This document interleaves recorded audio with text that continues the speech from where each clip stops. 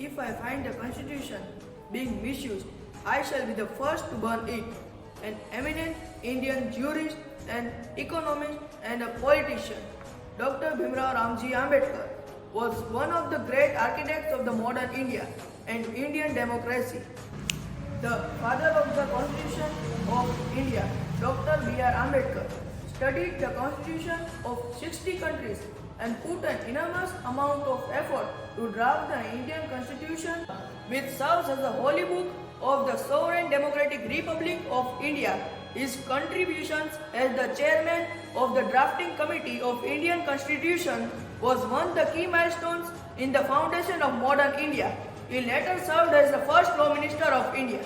A man who has faced caste discrimination right from his childhood, Dr. B.R. Ambedkar emerged as a champion of socially discriminated castes of his society.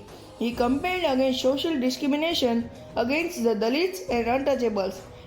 I like the religion which teaches liberty, equality and fraternity. Caste is not just a division of labor, it is division of laborers.